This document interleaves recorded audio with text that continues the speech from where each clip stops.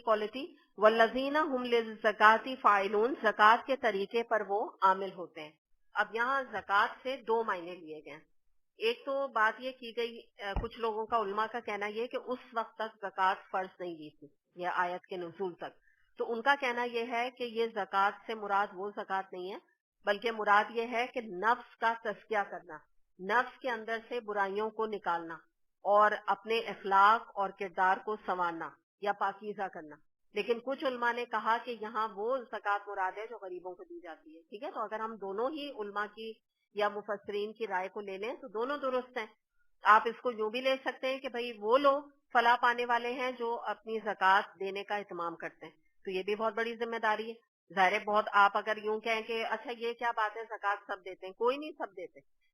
آپ معلوم کیجئے تو آپ کو پتہ چلے گا کتنے لوگ کیئرلیسنس کا شکار ہیں، زکوٰۃ نہیں دیتے. تو ایک تو چلیں یہ میننگ ہم نے لے لی. اب ہم دوسری میننگ کے پر آتے ہیں جو مفسرین نے کی ہے کہ وہ اپنے نفس کا تزکیہ کرتے رہتے ہیں. تو اس سے مراد یہ ہے کہ وہ اپنے آپ کو برائیوں سے، ریاکاری سے، شرک سے، بدعات سے، بری بری باتوں سے اپنے کو پاک کرتے رہتے ہیں. اور تزکیہ کا مطلب ہی یہی ہوتا ہے کہ انسان اپنے اندر سے برائیوں کو ختم کرتا جائے اور اپنے اندر نیکیوں کو پروان چڑھاتا چلا جائے، نیکیوں کو نشو و نما دیتا چلا جائے. یہ مراد ہے تزکیہ سے. جیسے آپ سمجھیں کہ ایک گلاب کی کیاری ہے، تو اگر آپ کے گھر میں گارڈن ہے کوئی، تو آپ یہ دیکھیں کہ اس میں تھوڑے دن میں ہی جھاڑ اور جھنکار پیدا ہو جاتی. تو ایک مالی آتا ہے جو کہ اس سے کانٹے، جھاڑ، جھنکار اور خضر اس کے آس پاس جو پودے نکل آتے ہیں جن کو جنگلی پودے کہتے ہیں، وہ نکال کے اس کیاری کو بناتا ہے. تو اس سے جو پلانٹس ہیں وہ اچھے گرو کرتے ہیں، اور جو گلاب کا پودا ہوتا ہے وہ گلاب کا پودا ہی رہتا ہے، ورنہ وہ کیا بن جاتا ہے؟ جھاڑ جھنکار. پودا بھی اس کا جھڑ جاتا ہے، وہ بھی تباہ ہو جاتا ہے، اور یعنی آس پاس جھاڑ جھنکار نکل آتی ہے. تو اسی طرح جب انسان اپنا تزکیہ کرتا چلا جاتا ہے تو اس کے اندر سے ایک ایک کر کے برائیاں نکلتی جاتی ہیں اور اس کا قلب پاکیزہ ہوتا چلا جاتا ہے. اچھا، پھر ایک اور مثال سے آپ بات کو سمجھیں کہ آپ گھر میں اپنے لاؤنج کی ڈسٹنگ کرتی ہیں. آپ نے ایک دن اس کپڑے کو گیلا کر کے ڈسٹنگ کی اور خوب مٹی آئی. جیسا آپ کو پتا ہے ہمارے ایریاز میں تو یہ جو ریت ہوتی ہے، ڈیفینس کی میں بات کر رہی ہوں، تو آپ کو اندازہ ہے نا، بڑی جمنے والی مٹی ہوتی ہے یہاں پہ. تو آپ نے اس کو ایک دفعہ صاف کیا اور اس کے بعد آپ نے اس کو بغیر دھوئے ہوئے لاؤنج میں کہیں پہ کونے میں رکھ دیا. ٹھیک ہے، آدھا گیلا مٹی لگا کپڑا. اس کے بعد اگلے دن آپ صبح پھر اٹھی اور آپ نے اسی کپڑے کو لیا اور پھر آپ نے صفائی شروع کر دی اور پھر صفائی کی، پھر اس کو کونے پہ رکھ دیا. تیسرے دن بھی آپ نے کپڑے کو اسی طرح اٹھایا بغیر دھوئے. اب کیا ہوگا؟ چوتھے دن جب آپ اس کپڑے کو اٹھائیں گی تو وہ اتنا اکڑ چکا ہوگا، اس قدر گندا ہو چکا ہوگا کہ وہ اب اس قابل نہیں رہے گا کہ آپ اس کو صفائی کر سکیں. پہلی بات تو وہ اکڑ ہی اتنا چکا ہوگا کہ اب وہ فلیکسیبل ہی نہیں ہوگا. تو اسی طرح ہمارے اندر برائیوں کا بھی معاملہ ہے. اگر ہم کوئی طریقہ یہ رکھیں نہیں اپنی صفائی کا تو اندر اتنی برائیاں جمع ہو جائیں گی کہ پھر ان کا نکلنا جو ہے نا، ان کی صفائی جو ہے وہ تقریباً امپاسبل ٹاسک ہو جائے گا، امپاسبل. تو یہ اس کی مثال ہے. دوسری بات یہ کہ دیکھیں جب اپنا تزکیہ انسان کرے تو کوشش یہ کرے کہ ماحول کا بھی تزکیہ کرے. کیونکہ وجہ کیا ہے کہ اگر آپ نے اپنے گھر کو خوب چمکا لیا، خوب پوچھے لگا کے صاف کر لیا، لیکن باہر آپ کے محلے میں گٹر رہ رہا ہے، تو جب آپ اس سے گزر کے یا کوئی بھی آپ کے گھر والے گزر کے آئیں گے، آپ کے گھر کو گندا کریں گے، آپ کی زمین کو گٹر والے پانی سے پلید کر دیں گے، گندا کر دیں گے. تو اس طرح ہمیں اپنے ماحول کا بھی تزکیہ کرنے کی ضرورت ہے. اس کا طریقہ کیا ہے؟ امر بالمعروف نہی عن المنکر کرنا. نہ صرف یہ کہ خود ہمیں قرآن کے ذریعے سے اپنا تزکیہ کرنا ہے، بلکہ اس کے ساتھ ساتھ ہمیں یہ کوشش کرنی ہے کہ اپنے خاندان میں، اپنے محلے میں، اپنے معاشرے میں، اپنے رشتہ داروں میں ہم اچھی بات لوگوں تک آگے پہنچائیں. پھر یہ کہ آپ کو یاد ہوگا ابھی جو تھوڑے دن پہلے تزکیہ کا ٹاپک ہم نے شروع کیا تھا، اس کا بھی مقصد یہی تھا کہ ہمارے اندر جو منفی برائیاں ہیں جن میں ہم نے بات کی تھی، جھوٹ، غیبت، بغض ہے، حسد ہے، چغلی ہے، طنز ہے، طعنہ ہے، یا کوئی گندی آبسین لینگویج ہے، گالیوں کا دینا ہے، گندی لینگویج کا استعمال کرنا ہے، جھگڑے کرنا ہے، یہ تمام منفی برائیاں جو ہیں ہمارے اندر سے ایک ایک کر کے نکل جائیں. اور یہ یاد رکھیے گا، یہ اوور نائٹ نہیں ہوتا. میں نے جب آپ کو تزکیہ پڑھایا تھا میں نے آپ کو یہ بات بتا دی تھی کہ یہ اوور نائٹ نہیں آپ کے اندر سے ساری برائیاں نکل جائیں گی. یہ پورے زندگی کرنے کا جہاد ہے. پوری زندگی آپ کو شیطان کے ساتھ ایک طرح سے جیسے ہم لڑتے ہیں تو ایسی اپنی منفی جو برائیاں ان سے لڑنا پڑتا ہے. آج ہم نے تہیہ کیا ہم غیبت نہیں کریں گے. کل کسی کے ساتھ بیٹھے جس کی بہت عادت ہے غیبت کرنے کی, اچانک زبان سلپ ہو گئی, فوراً انسان ریئلائز کرے, استغفار کرے, ریئلائز کرے کہ اب میں نہیں کروں. اس طرح سے کر کر کے آہستہ آہستہ تزکیہ انسان کا ہوتا چلا جاتا ہے, اور یہ ایک دن کا کام نہیں ہوتا ہے, اس میں لگے رہنا پڑتا ہے. اور ایک اور بات میں آپ کو بتا دوں, تزکیہ ایز اے سبجیکٹ ٹھیک ہے آپ کو پڑھا دیا گیا کیونکہ آپ قرآن پڑھنے والے اسٹوڈنٹ تھے. یاد رکھیے گا جس دن آپ نے قرآن سے اپنا تعلق توڑا اس دن سے آپ کا تزکیے کا جو پروسیس چل رہا ہے وہ بھی اینڈ ہو جائے گا, ختم ہو جائے گا.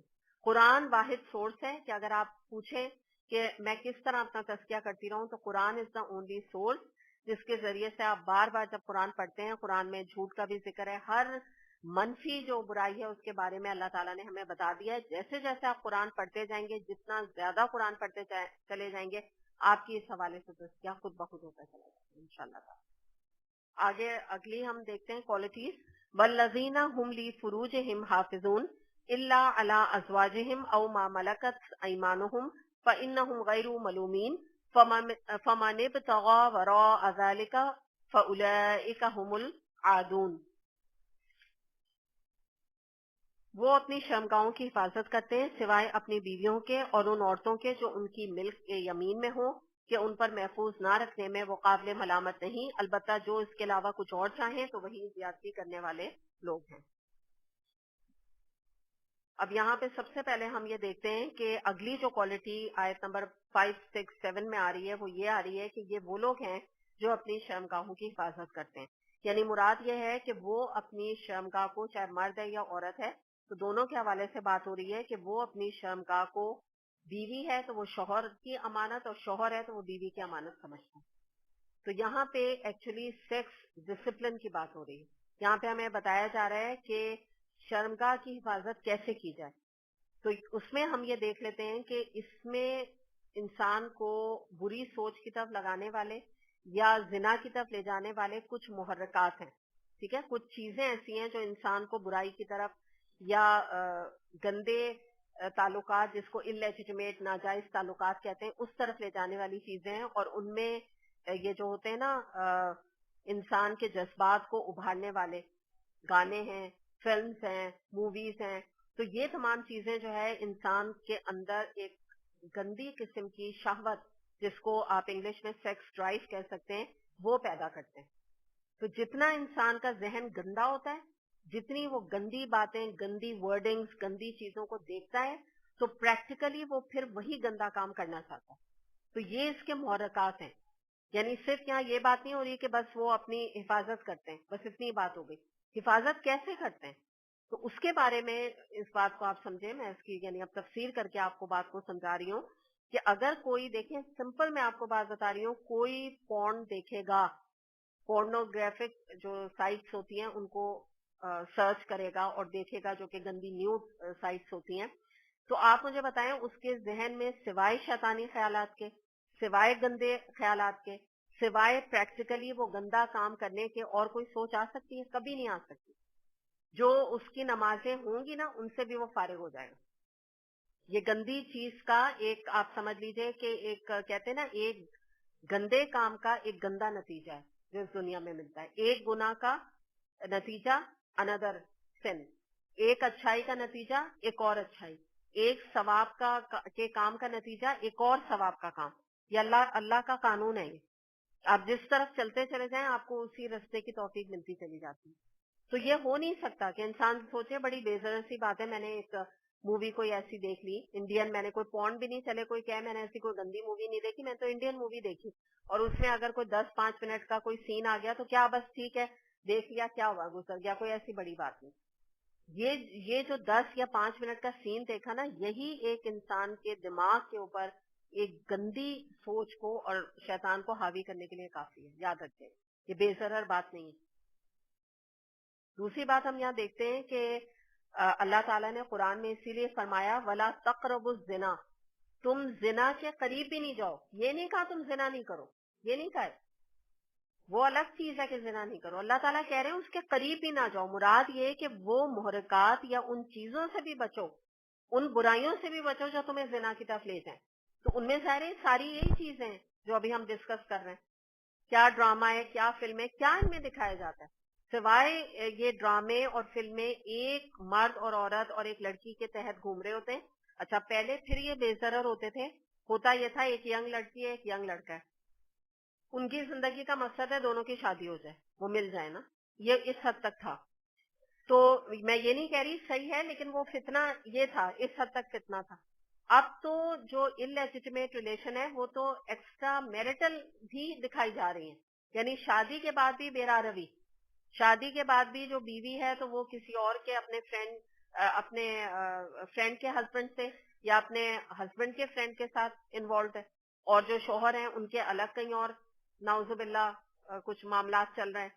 تو اب تو یعنی آپ سمجھیں کہ جتنا آپ یہ گندگی دیکھیں گے تو اس کی کوئی لمٹ نہیں ہے جو موویز میں اور ڈرامہ کے ذریعے سے پروپیگیٹ کی جا رہی ہے. خوب کھل کے شیطان آج کل اپنا کام کر رہا ہے. اور اللہ معاف کرے جو باہر کے ہالی ووڈ وغیرہ کے شوز ہیں تو ان میں تو آپ بھول ہی جائیں کہ انسیسٹ تک جو ہے وہ اب بہت ہی فخر کے ساتھ اس میں دکھائی جا رہی ہے.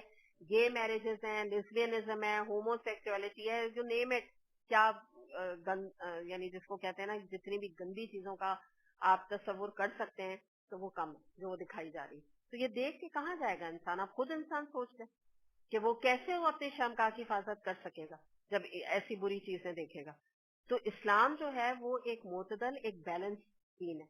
اللہ تعالیٰ نے ایک مرد اور عورت کے اندر جو ایک نیچرل خواہش رکھی ہے ایک آپس کی قربت کی, اس کا ایک بہترین طریقہ اس کی تکمیل کے لیے نکاح رکھ دی.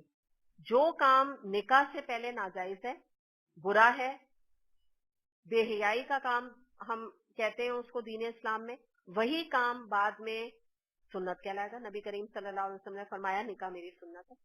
کتنا بیلنس دین ہے. اللہ تعالیٰ نے یہ نہیں کہا اس خواہش کو کٹ کر دو, کوئی ضرورت نہیں, کوئی مرد عورت کبھی نہیں آپس میں مل ہی نہیں سکتے. جو ابھی میں اسی پر بات کرنے جا رہی ہوں کہ آپ یہ دیکھیں ہمارے دنیا میں, اس پوری دنیا میں آپ دیکھ لیجئے کہ اس کے حوالے سے مرد عورت کے تعلق کے حوالے سے دو ایکسٹریم لمٹس پائی جاتی ہیں, اور یہ ویسٹ میں ہیں. اگر آپ ان کی کرسچینٹی کو دیکھیں تو ان کے یہاں جو چرچ ہے وہ complete monistic way of life سکھاتا ہے. یعنی جو ننس ہیں وہ نہ اچھے کپڑے پہنے, نہ شادی بیاہ کے بندھن میں وہ بنیں گی, نہ پریسٹ, نہ ان کے کوئی بچے ہوں, نہ وہ پریسٹ سے ایک لفظ بات نہیں کر سکتی. بولنے کا بھی ان کے ٹائمنگز ہیں کہ پورے دن میں اتنے اور اتنے ٹائم سے زیادہ وہ نہیں بول سکتے. دوسری طرف کیا ایکسٹریم ہے, چرچ سے نکل جائیں, عام پبلک میں گھومیں, ان کا کیا معاملہ ہے؟ کوئی مسئلہ ہی نہیں ہے. Living without marriage, living together, شادی بھی نہیں ہے, کوئی جس کو کہتے ہیں کہ ایک بوائے فرینڈ اور گرل فرینڈ کے طور پہ ساتھ رہ رہے ہیں. اور ابھی اس دن میں پیپر پہ پڑھی تھی, کوئی ایکٹر اور ایکٹریس ہیں, ان کے 9 سال سے وہ ساتھ رہ رہے ہیں اور ان کی 2 سال کی بیٹی ہے. اب انہوں نے سوچا ہے کہ وہ شادی کرنے جا رہے ہیں, تو اس کا بہت بڑا وہ فنکشن رکھ رہے ہیں. مطلب یہ عام ہے یہ بات نا. تو آپ یہ دیکھیں کہ سوچ آپ دیکھیں کہ اللہ تعالیٰ نے جو چیز کو حلال کیا اس کو حرام کر کے کیا مزہ ملتا ہے, کیا مزہ ملتا ہے. کرسچینٹی میں تو اجازت نہیں ہے جو یہ کر رہے ہیں. اگر آپ ان کی بھی کرسچینٹی بائبل کھول کے دیکھیں کہیں نہیں لکھا ہوا اس طرح کا یہ طریقہ کار اپنانا, لیکن ہو رہا ہے یہ. اور کچھ ہیں کپلز ہیں ہالی ووڈ وغیرہ میں, ان کو آپ دیکھیے وہ ایسے ہی لیونگ ٹوگیدر ہے, بس رہ رہے ہیں, ساتھ رہ رہے ہیں, کوئی ریلیشن شپ نہیں ہے. کوئی ان کے ساتھ جو مرد ہے وہ بیوی کی ذمہ داری اٹھانے پہ تیار نہیں. ہمارا دین تو یہ کہتا ہے اگر تمہیں یہ لڑکی پسند ہے نا, پسند آ گئی ٹھیک ہے, کوئی مسئلہ نہیں ہے, شادی کر لو اس سے, پسند کرنے میں مذائقہ نہیں ہے, شادی کرو, اس لڑکی کی ذمہ داری اٹھاؤ, کفالت کرو, آگے اس سے ہی تمہارے اولاد پیدا ہوگی, بچوں کو بھی دیکھو, ان کی بھی کفالت کرو, تب اس لڑکی کو اپنے گھر لا سکتے ہو, تب اس لڑکی سے فائدہ اٹھا سکتے ہو, ورنہ نہیں اٹھا سکتے, ورنہ اس کے اوپر ہاتھ بھی نہیں رکھ سکتے. اگر ہاتھ بھی رکھا تو وہ ہاتھوں کا زنا ہے. سوچیں آپ ہمارا کیا زبردست دین عورت کے رائٹ کو پروٹیکٹ کرتا ہے. اور یہ تو ہمارے ہاں عورتیں اور لڑکیاں اتنی بے وقوف ہیں کہ وہ اپنے آپ کو آپ دیکھیے اس طرح مردوں کے سامنے, میں یعنی خاص طور پہ جو یہ فلم انڈسٹری وغیرہ کی میں بات کر رہی ہوں کہ وہ تو خود اپنے آپ کو سیل کر دیتی ہیں مردوں کے آگے. لیکن اللہ تعالیٰ نے اتنی عزت دی کہ تم ہاتھ نہیں اس عورت کے اوپر رکھ سکتے ہو اگر تم اس کی ذمہ داری نہیں اٹھا سکتے, اس سے نکاح نہیں کر سکتے, اس کے اتنا پیسہ نہیں کما سکتے کہ اس کو تم گھر میں گھر لے کے دو اور اس کی تمام خواہشات اور اس کی نیڈس کو پورا کرو, تو پھر تم رہنے دو, چھوڑ دو اس ترتیب, کوئی تمہارا تعلق نہیں. تو یہ چیز ہمیں سمجھ میں نہیں آتی.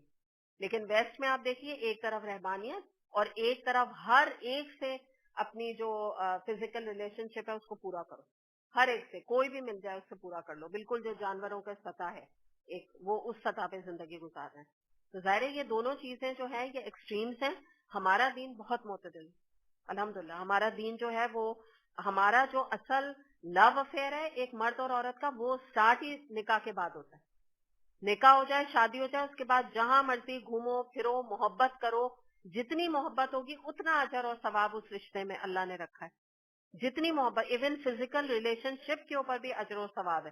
صحابہ کرام نے ایک دفعہ نبی کریم صلی اللہ علیہ وسلم سے پوچھا کہ یہ تو ہم اپنی خواہش کی تکمیل کرتے ہیں, اس میں کیا اجر ہے؟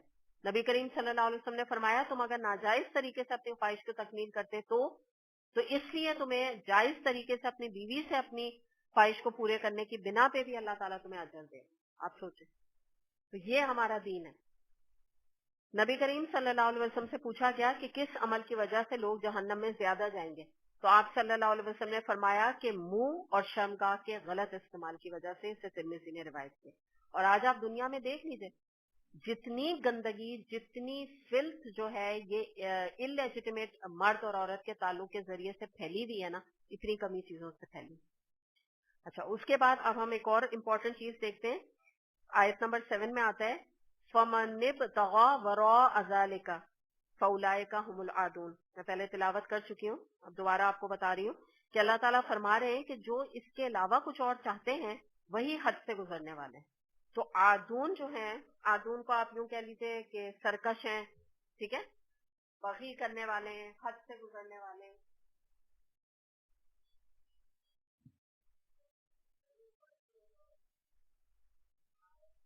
جی جی بولیے.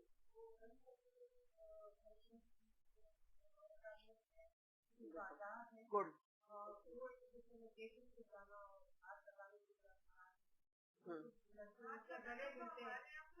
کوئی ایشو ہی نہیں ہے, بالکل ایگزیکٹلی, بالکل بالکل ڈیفینیٹلی آپ لوگ یہ چیز امپورٹنٹ پوائنٹ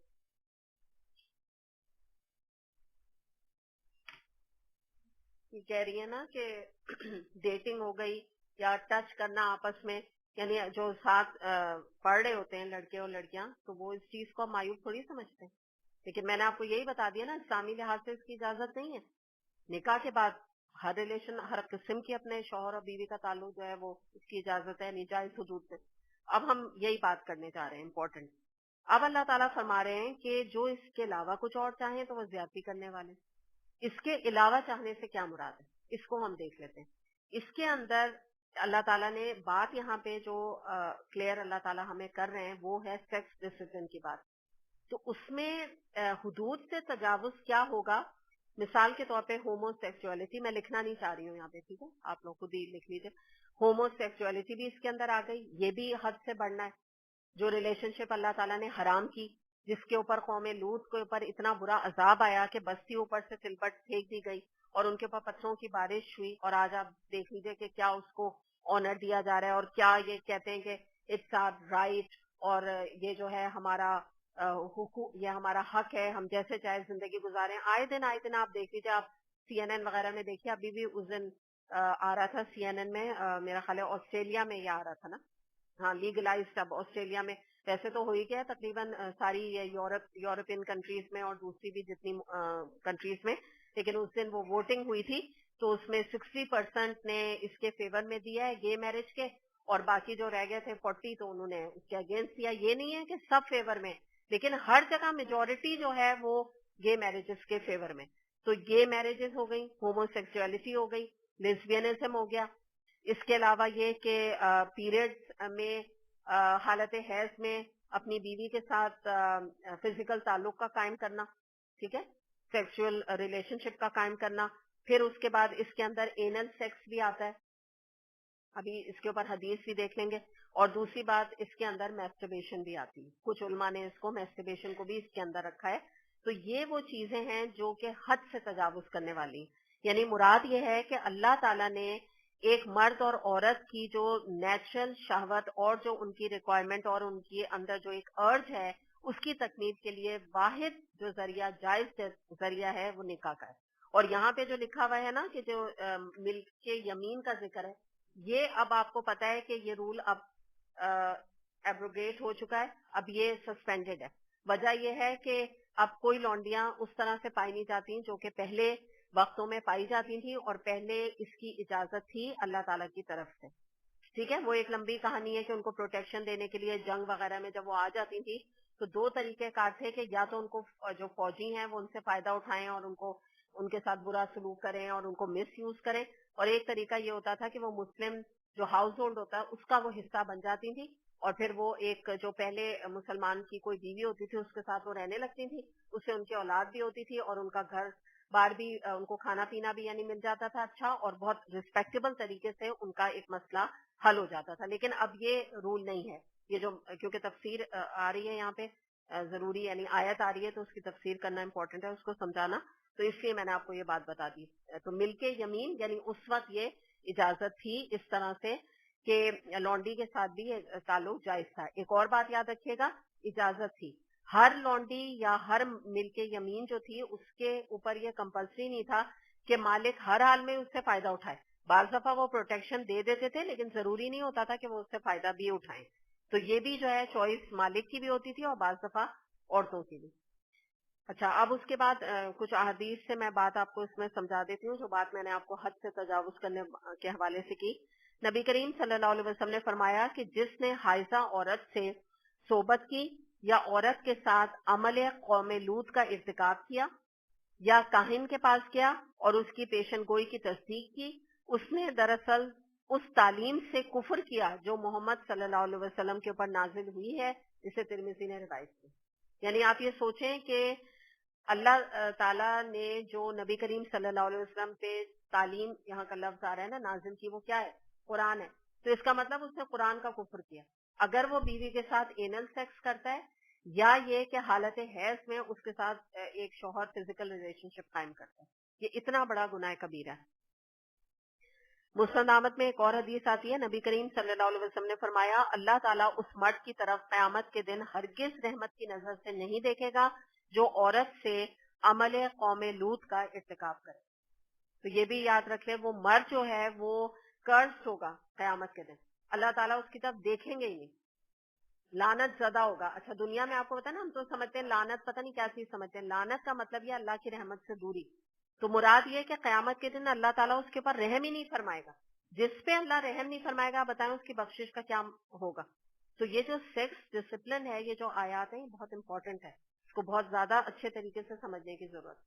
دوسری بات، آپ لوگوں نے ایک ٹرم کبھی یہ سنی ہے؟ سنا ہے؟ یہ ایک سیکٹ ہے ہمارے یہاں پائے جاتا ہے، تو انہوں نے اس کو حلال کیا ہوا ہے. ٹھیک ہے، مدعا یہ ہوتا ہے کہ جیسے مثال کے طور پہ وہ امریکہ گیا 2 مہینے کے لیے، وہاں ان کو کوئی عورت پسند آ گئی. ٹھیک ہے، مرد ہیں اور مرد کے اندر تو طلب ہوتی ہے، ٹھیک ہے نا، ایک ڈیزائر ہوتا ہے عورت کا. ان کو وہ پسند آ گئی تو وہ کہتے ہیں ٹھیک ہے ہم تم سے مطع کرتے ہیں، ایک کانٹریکٹ میرج کرتے ہیں فار 2 months، اور تم ہمارے ایک بیوی کی حیثیت سے فزیکل ریلیشن شپ تمہارے ساتھ قائم کریں گے، اور اس کے بعد پھر اس کانٹریکٹ کو ختم کر کے، مطلب کوئی لیگل کچھ بھی نہیں ہوتا، بس اس کانٹریکٹ کو یعنی ختم کر دیا، 2 مہینے اس کے ساتھ گزارے اور پھر واپس، مثال دے رہی ہوں، پاکستان واپس آ گئے. پھر وہ کون عورت تھی، کہاں تھی، کیا تھی، نہ وہ عورت کبھی کوئی معلومات رکھتی ہے نہ وہ رکھتے ہیں، اور چاہیں تو رکھیں بھی as a affair what ever. لیکن یہ کہ یہ مطع ہے ایکچولی. تو یہ جو مطع ہے اس کی بھی اسلام میں قطعاً گنجائش نہیں ہے، جو کہ ہمارا ایک سیکٹ ہے اس نے اس کو حلال ٹھہرایا. ان کا مطع جو ہے وہ حلال ہے. وہ کہتے ہیں جتنا مرضی مطع کرو، 4 4 6 6 8 8 کہیں بھی جاؤ، 1 ہفتے کے لیے جاؤ وہاں کسی عورت کے ساتھ، ایک کانٹریکٹ میرج، اس کو نام بس دے دو، کانٹریکٹ میرج میں کہہ رہی ہوں، اس کو مطع کا نام دے دو اور اسے فزیکل فائدہ اس سے اٹھاؤ. تو یہ بھی اس کے اندر آ جاتا ہے جب ہم آدون کی بات کرتے ہیں.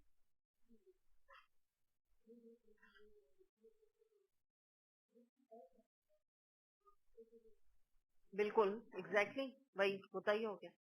بالکل، گرین کارڈ وغیرہ کے لیے جو آپ کہہ رہی ہیں وہی کانٹریکٹ، میں نے آپ کو کہا نا اس کا نیا نام کانٹریکٹ میرج ہے، لیکن وہ ہے مطع. جس کی اسلامی لحاظ میں ٹرمینالوجی موجود ہے، کیونکہ پہلے بھی یہ کیا جاتا تھا لیکن اس وقت کے رولز جو ہے وہ اب ایپلیکیبل نہیں ہو سکتے ہیں. آگے اگلی ہم کوالٹی دیکھتے ہیں. والذین هم لاماناتہم وعہدہم راعون، اپنی امانتوں اور اپنے عہد و پیمان کا وہ پاس رکھتے ہیں. اگلی فلاح پانے والے مومنوں کی کوالٹی آ رہی ہے، وہ یہ آ رہی ہے کہ وہ اپنی امانتوں کا بھی پاس رکھتے ہیں اور اپنی عہد کی بھی پابندی کرتے ہیں. سب سے پہلے ہم عہد کے حوالے سے دیکھتے ہیں. نبی کریم صلی اللہ علیہ وسلم نے فرمایا اس شخص کا کوئی ایمان نہیں جس کے اندر عہد کی پابندی نہیں. تو پتہ یہ چلا کہ ایمان اور عہد دونوں چیزیں ایک دوسرے کے ساتھ ہیں، لازم اور ملزوم ہیں. دوسری بات یہ کہ ہمارا پورا دین ہی عہد کے اوپر ہے، جس کو ہم کہتے ہیں نا کل دین ہی عہد ہے ہمارا. کس طرح کہ جیسے ہم نے اگر اپنے آپ سے کوئی عہد کیا اس کو پورا کرے انسان، یعنی اللہ کی اطاعت کا جو عہد ہم نے اللہ تعالیٰ سے کیا ہے، جیسے لا الہ الا اللہ جب ہم پڑھ کے ہم نے کلمہ پڑھا تو ہم نے اللہ تعالیٰ سے ایک عہد کیا کہ اللہ تعالیٰ آپ کے سوا کوئی الہ نہیں اور محمد مصطفیٰ صلی اللہ علیہ وسلم اللہ کے بندے اور رسول ہیں اور ہم آپ ہی کی ایک طرح سے اطاعت کریں گے. تو یہ ہمارے اوپر ایک اوبلیگیشن، ایک عہد آ گیا ہے اللہ تعالیٰ کے ساتھ کہ ہمیں اس کو پورا کرنا ہے. پھر اس کے بعد نکاح ایک کانٹریکٹ ہے، لیگل کانٹریکٹ ہے باقاعدہ، کہ شوہر اور بیوی کو ایک دوسرے کے رائٹس کا خیال کرنا ہے اور ایک اچھی زندگی گزارنی ہے. ہسبینڈ کو جیسے ابھی ہم بات کر رہے تھے کہ اپنی بیوی کی آگے اس کے جو بچہ پیدا ہونے والا بچہ اس کی کفالت کرنی ہے، اس کو اس کے رائٹس دینے، اس سے سلوک کرنا ہے عورت کے ساتھ. یہ سب ایک کانٹریکٹ ایک مرد کرتا ہے. ہمارے ہاں تو کھیل تماشا ہے نا، ہمارے ہاں ایکچولی نکاح اور شادی، اب نکاح کیا چھوڑیں، جو شادی رہ گئی ہے وہ بیسڈ ہے ڈانس پہ، گانوں پر، ناچ پر، اس کے علاوہ مہنگے مہنگے ڈیزائنر کپڑوں پر، مہنگی مہنگی جولری کے اوپر، بڑے بڑے شادی کے جو جگہیں ہیں اور ہالز ہیں ان میں انعقاد کرنے پر، اور میچنگ جو ہے وہ ڈیکوریشن کروانے پہ. جو دلہن کا ڈریس ہے تو ویسے ہی میچنگ ٹینٹس اور میچنگ اس کی ساری لوازمات ہوں، اور بڑے بڑے لیوش کھانے ہوں، 25 ڈشیں، 10 ڈشیں، 15 ڈشیں. ہم نے یہ کھیل تماشا بنایا ہوا ہے نکاح کو. یہ ایک کانٹریکٹ ہے، یہ اتنی سیریس بات ہے، اتنی اہم بات ہے اس لڑکے سے یہ پوچھنا کہ آیا تم تیار ہو اس لڑکی کی ذمہ داری اٹھانے کے لیے، اس کے ساتھ حسن سلوک کرنے کے لیے تم مینٹلی تیار ہو، کہ تمہارے اندر بچپنا تو نہیں ہے ابھی کہ کل کو شادی کر کے کہو کہ بس بہت ہو گیا، کچھ زیادہ مائنڈ میرا کلک نہیں کر رہا. مجھے پچھلے دنوں کسی نے بتایا کہ ایک نائٹ گزار کے صبح کے وقت ہسبینڈ نے اپنی وائف کو طلاق دے دی، کسی نے بتایا تھا مجھے. تو انہوں نے کہا کہ بھئی یہ ایسے کوئی ہوتا ہے کہ ایک رات میں تمہیں کیا اس میں خامی نظر آ گئی جو تم نے اس کو چھوڑ دیا. انہوں نے کہا بس میرا کوئی کلک نہیں کی ہے لڑکی، میرے ساتھ کلک نہیں کی بس. تو اب آپ اس سے اندازہ لگا لیجئے کہ یہ کھیل تماشا نہیں ہے. یہ نکاح جو ہے یہ ایک بہت بڑا لیگل کانٹریکٹ ہے، لکھت پڑھت کا کانٹریکٹ ہے، جس میں لڑکا ایک عہد کر رہا ہوتا ہے کہ میں اس قابل ہوں کہ یہ جو آنے والی لڑکی اس کی میں ذمہ داری اٹھاؤں، اس کے بچے کے آگے بچے ہوں تو ان کی ذمہ داری اٹھانے کا میں معتمل ہوں، میں مہر دینے کے قابل ہوں، جتنا بھی مہر رکھا گیا ہے میں اس قابل ہوں اس کا مہر میں ادا کر سکوں، میں اس کو کھلا پلا سکوں، میں اس کے لیے گھر میں سب ارینجمنٹ، مثال کے طور پہ فرنیچر کا، پردوں کا، کارپیٹ، ہر چیز واٹ ایور جو بھی اسٹینڈرڈ آف لیونگ ہے وہ سب دینے کے میں معتمل ہوں. میرے پاس مثال کے طور پہ آج کے اسٹینڈرڈ میں بتا رہی ہوں کہ گاڑی موجود ہے. جیسے ایک لڑکی اگر ایسے گھر سے آ رہی ہے کہ اس کی خود بھی گاڑی تھی تو مراد یہ کہ میں وہ بھی دینے کے قابل ہوں. تو یہ ایک معمولی بات نہیں ہوتی جو ہمارے یہاں کھیل تماشے بنے ہوئے ہیں کانٹریکٹ کی. یہ وعدہ ہے جو ایک شوہر کرتا ہے. لیکن کتنی مائیں جو بیٹھ کے شوہر کو یا بیوی کو یہ سمجھا رہی ہوتی ہیں، یا بیوی اگر ہے تو اس کا کانٹریکٹ ہے کہ بھئی تمہیں شوہر کی اطاعت کرنی ہے، شوہر کی وفاداری کرنی ہے، کل کو بچے ہوں تو ان کا خیال رکھنا ہے، یہ نہیں کہ بچوں کو پھینک کے اور نوکری کرنے نکل جاؤ. یہ ساری چیزیں مینٹلی پہلے سے سوچنے سمجھنے کی ہیں. یا مہر کتنا فکس ہو رہا ہے، یا مہر کب ادا کیا جائے گا، یہ سب امپورٹنٹ چیزیں سوچنے کی ہیں. نکاح کہاں مسجد میں ہو رہا ہے، کیا اللہ کی اطاعت ہم کریں گے، کیا اللہ کی کون سے فنکشن ہم ایسے نہیں کریں گے جس میں اللہ جو ہے وہ ناراض ہوتا ہے. اس کے اوپر تو کوئی زور نہیں ہوتا ہے ان وعدوں پر، اللہ کے ساتھ وعدوں پر یا اپنے شوہر اور بیوی کے وعدوں پر. باقی آپ دیکھیے جو مہندی اور ڈھولکی کی ڈیٹ ہے وہ ادھر سے ادھر نہیں ہوگی، ناچ اور گانے کے جو فنکشن ہیں وہ آگے پیچھے نہیں ہو سکتے. پھر اس کے علاوہ والدین اور بچوں کے درمیان عہد ہے، اور کچھ عہد ایسے ہیں والدین کی حسن سلوک، والدین کی خدمت، یہ لکھے ہوئے نہیں ہیں، یہ لیگل کانٹریکٹس نہیں ہوتے، یہ ہمارے ضمیر کی آوازیں. ہمیں پتہ ہے، ہمیں اللہ تعالیٰ کی طرف سے حکم ہے کہ والدین بوڑھے ہو گئے ان کی خدمت کرو، ان کو اپنے پاس رکھو، ان کا خیال کرو. دوسری بات یہ کہ اگر بچے ہیں تو ان کو پالنا پوسنا، ان کی تربیت کرنا، یہ کوئی لکھت پڑھت نہیں ہے. ہمیں پتہ ہے ہماری اولاد ہے تو ہمارا ایک اس کے ساتھ وعدہ ہے کہ ہم اس کو دنیاوی تعلیم بھی دیں گے، دینی تعلیم بھی دیں گے، اس کی دنیا بھی بنانا ہماری ذمہ داری ہے اور آخرت بنانا بھی ہماری ذمہ داری ہے. پھر اس کے بعد ہم دیکھتے ہیں دو لوگوں کا آپس میں بزنس لین دین ہے، اس میں وعدوں کا نبھانا. پھر یہ کہ عام عہد جو ایک شخص دوسرے سے کرتا ہے اس کو پورا کرے. مثال کے طور پہ اگر آپ کسی بھی بات کا کوئی عہد کرتے ہیں، کسی بھی چیز کا، کسی بھی جگہ جانے کا، کچھ بھی آپ نے عہد کیا تو اس عہد کی انسان پابندی کرے. پھر یہ ہوتا ہے کہ انٹرنیشنل لیول پر اگر آپ آ جائیں تو کنٹریز کے درمیان انٹرنیشنل پیکٹس ہوتے ہیں، کچھ ان کے آپس میں معاہدے ہوتے ہیں، تو ان کا بھی پاس رکھنا ضروری ہے. ان کی بھی جس کو کہتے ہیں نا وائلیشن آف لا نہیں ہونا چاہیے ان کے حوالے سے. ہمارا معاملہ کیا ہے کہ جب ہم انشاءاللہ کہتے ہیں تو ہمارا مطلب ہوتا ہے کہ بس اب تو مشکل ہی ہے وعدہ پورا ہوگا. انشاءاللہ کہنے کا مطلب ہی یہ ہوتا ہے کہ اگر ہوا نا تو ہو گیا، ورنہ خیر ہے، یہ مطلب ہوتا ہے. تو اس سے ہمیں نکلنے کی ضرورت ہے. وقت کی پابندی انسان کرے، تقریبات میں وقت پہ پہنچنا. ڈاکٹر سے اپوائنٹمنٹ ہے، اگر آپ کو جانا ہے تو آپ اپوائنٹمنٹ لیجیے، نہیں جانا کینسل کرا دیجیے تاکہ کسی اور مریض کا جو ہے حق نہ مارا جائے. پھر اس کے بعد اب امانت کے اوپر بھی ہم بات کرتے ہیں. کچھ حدیث دیکھ لیتے ہیں. ترمذی میں حدیث آتی ہے، ابو ہریرہ رضی اللہ عنہ سے روایت ہے، نبی اکرم صلی اللہ علیہ وسلم نے فرمایا، جس شخص نے تم کو قابل اعتماد جان کر اپنی امانت تمہارے پاس رکھی، اس کی امانت واپس کر دو، اور جو تم سے خیانت کرے تو تم اس کے ساتھ خیانت کا معاملہ نہ کرو. اتنا زبردست ہمارا دین ہے، یعنی امانت میں خیانت نہیں کرنی. تمہارے پاس کوئی امانت رکھواتا ہے، کوئی سیٹ رکھواتا ہے، کوئی جولری رکھواتا ہے، تم اس کو ریٹرن کر دو. لیکن اگر تمہارے ساتھ کوئی خیانت کرے تو تم اس کے ساتھ بدلے میں خیانت نہیں کرنی، ٹیٹ فار ٹیٹ والا معاملہ نہیں کرنا. اچھا، اب ہم امانت کے اوپر آ جاتے ہیں. امانت میں کیا کیا چیزیں آتی ہیں، ایک طویل اس کی لسٹ ہے، تو پوائنٹرز کے ذریعے ہم ان شارٹ اس کے اوپر بات کرتے ہیں. مثال کے طور پہ مجلس کے راز بھی امانت ہوتے ہیں حدیث کے مطابق. جیسے آپ لوگ یہاں پر آئی ہوئی ہیں، ہم نے یہاں پہ کوئی ڈسکشن کیا. اب اگر آپ کو کوئی اچھے طریقے سے اس بات کو آگے پہنچانا ہے تو آپ آیت کا حوالہ دے کے بات کو آگے پہنچائیں. اگر آپ نے بیچ میں سے کوئی رینڈم بات اٹھا لی اور اس کو آگے کہہ دیا کہ فلاں ایسے کہہ رہا تھا، تو جس سے کہ شر و فساد پھیل جائے، تو یہ بھی مجلس کے راز میں خیانت کرنے کے برابر ہے. یہ بات یا یہ ہے کہ آپ کسی مجلس میں بیٹھی، آپ اپنے مثال کے طور پہ سسرال کے ساتھ بیٹھی، ان کا کوئی مسئلہ ہے، کوئی ایشو ہے، ایک مجلس ہے، ایک لوگ جمع ہوئے اور کسی کی کوئی لڑائی جھگڑے کا مسئلے کو حل کرنے بیٹھے. اس میں اینڈ آف دا مجلس آپ کے سسرال والوں نے کہا کہ بھائی تم ہماری عزت رکھنا اور اپنے میکے میں جا کے اس کا ذکر نہیں کرنا، یہ جو مسئلہ ابھی تمہارے سامنے رکھا ہے تو اس کو اپنے تک ہی رکھنا. تو یہ راز ہو گیا نا. اب اگر آپ نے جا کے اپنے میکے میں ساری بات بتائی اور پھر یہ کہہ کے کہا آپ آگے نہ بتائیے گا ورنہ میرے سسرال والے ناراض ہو جائیں گے، تو کیا کیا؟ راز میں امانت میں خیانت کر دی. پھر ہم دیکھتے ہیں ہماری آنکھیں، ہمارے کان، ہماری زبان، یہ سب اللہ کی امانت ہے.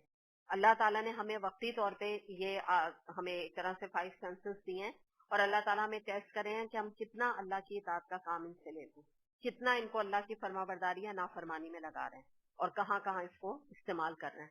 پھر ہم دیکھتے ہیں آنکھوں کی بھی خیانت ہے. مثال کے طور پہ ایگزامینیشن میں چیٹنگ کرنا، یا کسی مرد کا غیر عورت کو اپنی آنکھوں سے دیکھنا، اس کو فینٹیسائز کرنا یا بری نظر ڈالنا، یہ سب آنکھوں کی خیانت ہے. پھر یہ کہ کسی کی چیز جب آپ لیں تو اس کو اس کے وقت پہ واپس کر دیں. پھر امانت کے اندر عہدہ بھی آتا ہے، یعنی جاب آ جاتی ہے جس میں کہ آفس ٹائم ہوتا ہے. کوئی آپ کا 9 to 5 جاب ہے تو 9 to 5 آپ جاب کریں، یہ نہیں کہ اس میں بیٹھ کے فون پہ باتیں کر رہے ہیں، نکل کے گھومنے چلے گئے، اپنے فرینڈس کو بلا کے چائے پلا رہے ہیں، باتیں کر رہے ہیں، یہ سب جو ہے وقت میں خیانت ہے. پھر اس کے بعد اسکول ٹائمنگز امانت ہے. ٹیچرز کا ٹائم جو وہ ٹیچنگ کرتے ہیں وہ ان کا امانت کا ٹائم ہے کہ جتنا ٹائم ان کو جس کی سیلری مل رہی ہے کسی بھی جاب میں اتنا وقت کا وہ حق ادا کریں. پھر یہ کہ ہمارا جسم، ہماری صلاحیتیں، یہ اللہ کی امانت ہے. ہم اپنا پسینہ کن کاموں میں گرا رہے ہیں، اللہ کی نافرمانی میں یا اللہ کی فرما برداری میں. پھر مشورہ امانت ہے حدیث کے مطابق. مثال کے طور پہ اگر آپ سے کوئی مشورہ لیتا ہے تو آپ اس کو وہ مشورہ دیجئے جو خود آپ اپنے لیے, اپنی بیٹی کے لیے یا اپنے بیٹے کے لیے پسند کرتے. کبھی اس کا برا نہ چاہیں کہ میں اس کو کوئی ایسی بات بتاؤں کہ اس کو خوب نقصان ہو. تو یاد رکھیے گا اس کا نتیجہ یہ نکلتا ہے آپ کوئی وہ نقصان آگے ہو جائے گا, وہ اس نقصان سے نکل جائے گا. پھر اس کے بعد شوہر کے راز کی حفاظت. آپ کو شوہر گھر میں کہتے ہیں نہیں کہتے, جو آپ کے پرسنل گھر میں ایشوز ہیں, مسئلے مسائل ہیں, کوئی فائنینشیل پرابلمز ہیں یا آپ کے کچھ اور کسی قسم کے کچھ مسئلے ہیں, ان کی راز کی حفاظت کریں. شوہر کی عزت کو اپنی عزت سمجھنا. یہ نہیں کہ شوہر کی باتوں کو لے کے ہر فرینڈ کو بتایا ہوا ہے, ہر کزن کو پتا ہے کہ میرے شوہر کے کیا فائنینشیل مسئلے چل رہے ہیں, جاب لیس ہیں, یا مثال کے طور پہ اور ان کے اندر کیا خرابیاں ہیں, پتا چلا پورے خاندان والوں کو پتا ہے. تو یہ بھی بہت ہی نامناسب اور چائلڈش رویہ ہے. پھر یہ کہ شوہر اور بیوی کا جو خاص فزیکل ریلیشن شپ ہے, شوہر بیوی کا تعلق ہے, اس کے راز کی حفاظت کرنا. اس کے برابر کے بارے میں ایک چھوٹی سی بات بھی اپنی فرینڈ سے, اپنی کزن سے شیئر نہیں کرنا, اپنی بہن سے, کیونکہ یہ مکمل طور پہ ایک ایسی چیز ہے جس کے بارے میں نبی کریم صلی اللہ علیہ وسلم نے فرمایا کہ یہ ایک ایسے راز کی بات ہے جس کے لیے اللہ تعالیٰ نے اسی وجہ سے یہ کام چھپ کے کرنے کا حکم دیا ہے. پھر اس کے علاوہ یہ کہ مثال کے طور پہ آپ کسی کرائے کے گھر پہ رہتے ہیں, آپ کا ایگریمنٹ ختم ہو گیا تو اب اس کے بعد گھر کو خالی کر دیں. ایک وعدہ ہے, ایک ایگریمنٹ ہے جس کا پاس رکھنا ضروری ہے. پھر کسی کا عیب ظاہر نہ کریں, یہ بھی امانت ہے آپ کے اوپر. اگر آپ کے محلے میں آپ کو کسی کے بارے میں پتہ چلتا ہے کہ ہسبینڈ وائف بہت لڑتے رہتے ہیں, یا مثال کے طور پہ کسی آپ کے خاندان میں کسی کی ڈیورس ہو گئی, کسی کی بیٹی کی, بیٹے کی, یا ان کی بہت لڑائی چل رہی ہے, تو ان کے چھپے عیب بھی لوگوں پہ ظاہر انسان نہ کرے پتہ ہونے کے باوجود. مردے کا عیب ظاہر نہ کریں. کوئی مردہ ہے, اس کے بیڈ سور ہیں, اس کے بلڈ جسم سے نکل رہا تھا, یا اس کے کوئی دانے, کوئی پھوڑے, کوئی پھنسیاں اس کے جسم پہ ہیں, تو اب اس کا ذکر کسی دوسرے سے کرنا یہ بے انتہا, جس کو کہتے ہیں نا کہ تو سخت دلی کی بھی نشانی ہے.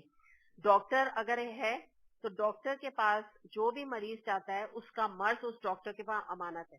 یہ نہیں کہ اگر پتا چلا کہ کوئی آپ کے فیملی ڈاکٹر ہیں اور ان کے پاس 2-3 خاندان والے آتے ہیں تو وہ کہیں ابھی وہ گئے تھے, آپ کو پتا ہے ان کو شوگر ہوگی. اب یہ کیا ضرورت ہے, یہ کوئی تک ہے کہ کسی کی بیماری کو دوسروں تک بتانا. تو یہ ڈاکٹر کے اوپر بھی یہ امانت ہے اس بات کی کہ وہ بالکل بھی ڈسکس کسی کے امراض دوسرے سے نہ کرے.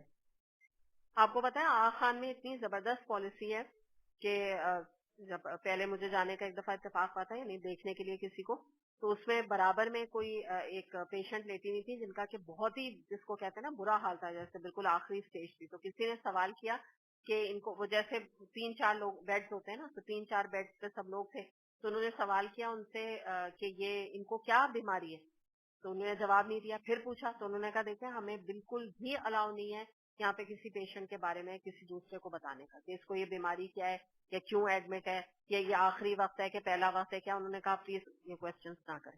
بہت ہی فرملی انہوں نے بات کی.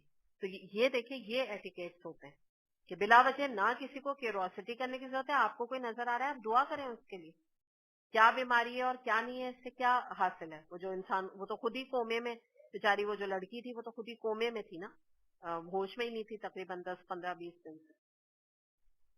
پھر اس کے بعد ہمارے گھروں میں مثال کے طور پہ رمضان میں یا عام طور پہ کوئی کھانا وغیرہ بھیجتا ہے تو برتن آتے ہیں. ان برتنوں کو دھو کے دھلا کے جتنی جلدی ہو آپ اس کو واپس کریں, جتنی جلدی ہو, بجائے اس کے کہ پتہ چلا خود وہ برتن رات کو اپنے کھانے میں بھی استعمال کرنے شروع کر دیا اور جب تک واپس نہیں کیے تو خود یوز کر رہے ہیں. تو یہ مناسب طریقہ نہیں ہے. کتاب آپ کسی سے لیں, اس کو کتاب پڑھ کے مقصد یہ ہوتا ہے اس کو ریٹرن کر دیا جائے. یہ مطلب نہیں ہوتا کہ دوسرے کی کتاب اپنی سمجھ لی جائے. پھر اس کے علاوہ یہ ہے کہ پارک میں ہم جاتے ہیں, وہاں پہ جو پھول ہوتے ہیں وہ امانت ہوتے ہیں. پھولوں کا توڑنا, اس کو ضائع کرنا, یا بچے وہاں جا کے پھول توڑ کے زمینوں پہ پھینکیں, یہ سب امانت کے اندر آ جاتا ہے. سورہ بنی اسرائیل آیت نمبر 36 میں آتا ہے, بے شک کان, آنکھ اور دل ان میں سے ہر ایک کی پوچھ گچھ کی جانے والی ہے. اور اللہ تعالیٰ پوچھ گچھ اسی کی کرتا ہے, اسی چیز کی کرتا ہے جو اللہ تعالیٰ نے امانت کے طور پہ انسان کو دے رکھی ہوتی ہے. آگے دیکھتے ہیں اگلی کوالٹی, والذین هم علی صلاتہم یحافظون, اور وہ اپنی نمازوں کی محافظت کرتے ہیں. اب دیکھیے پہلے ہم نے خضوع خشوع دیکھا تھا, اب یہاں پہ بات آ گئی کہ وہ نماز کی حفاظت کرتے ہیں.